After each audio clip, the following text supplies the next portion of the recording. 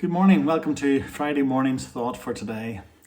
Once again, we're preparing for another weekend where we don't get the opportunity of being together on a Sunday morning. But we have to trust and pray that every weekend that goes by, we're getting that little bit closer to our churches being allowed to open again, and for us to be able to gather in together and to see each other and have that sense of worshipping together. And it's something which I'm missing, and I'm sure you're missing too.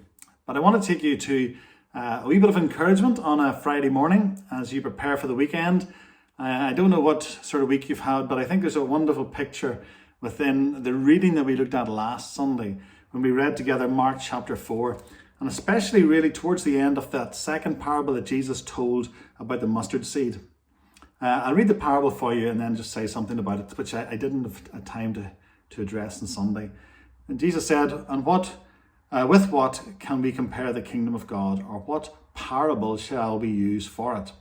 It's like a grain of mustard seed, which, when sown in the ground, is the smallest of all the seeds on earth. Yet, when it is sown, it grows up and becomes larger than all the garden plants, and puts out large branches so that the birds of the air can make nests in its shade.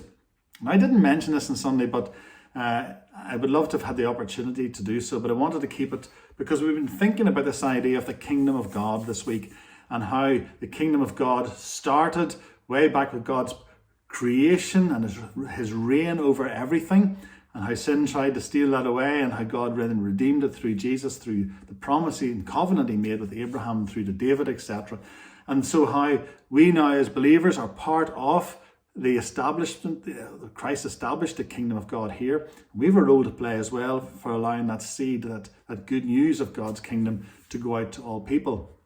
Now, in this parable that Jesus told about the mustard seed and how it grew to be bigger than a lot of the garden plants, and the branches reached out everywhere, it was such a beautiful picture. But what a curious thing to say when he says that it becomes so big that the birds of the air can make nests in its shade.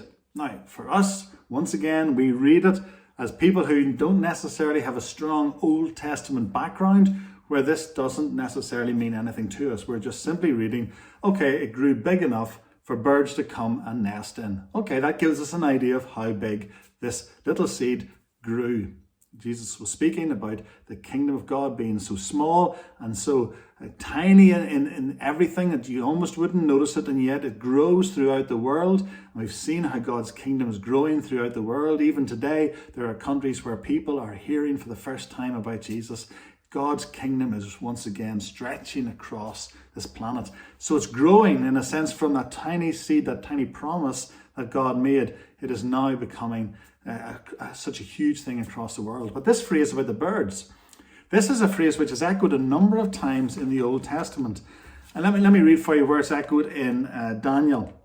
Nebuchadnezzar has a dream about this tree, and he comes to Daniel. Daniel explains it for him. Daniel says in verse 20 of Daniel chapter 4, "The tree you saw which grew and became strong, so that its top reached to heaven, and it was visible to the end of the whole earth, whose leaves are beautiful and its fruit abundant, and in which was food for all, under which beasts of the field found shade, and in whose branches the birds of the heavens lived."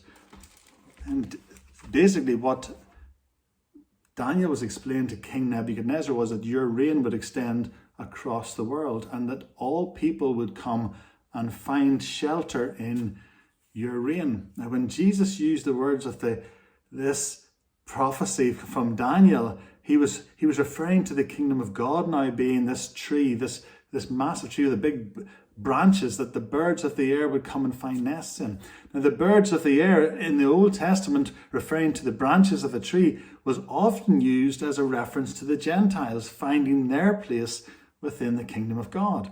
So what Jesus was saying was, the kingdom of God will spread not just for you Jews, but also the birds of the air. In other words, the Gentiles will also come and find their place to nest within the tree, their place within the kingdom of God. Now, that's a reference to you and me, those outside the Jewish faith, those who were the Gentiles, those who were not part of God's chosen people.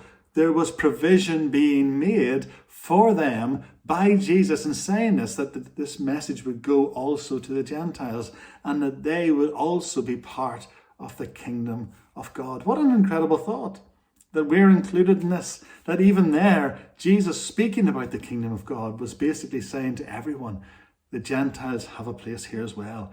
They're going to be like the birds of the air, nesting in the branches of this tree. And so you and I were promised our place within the kingdom of God in what Jesus said. We had no right in a sense because we were outside of God's people, but we were brought in. We were brought in through Christ. He died for all. We were brought in. We were given our place within the kingdom of God. And so today we find our home, our place, our nesting place in a sense in the kingdom of God. We belong there. And that's a wonderful thought. It just thrilled my heart when I thought about it and read it the other day, just understanding that we are part of the kingdom of God and Christ made provision for us. Even while on earth, he was speaking about us coming and being part of it. So whatever sort of weekend you're going to have, whatever happens, stay safe, do all the things you're meant to do, look after each other, but remember, as a believer in Jesus Christ, you have your place within the kingdom of God, and God is preparing a place for you as well. Hope you have a great weekend.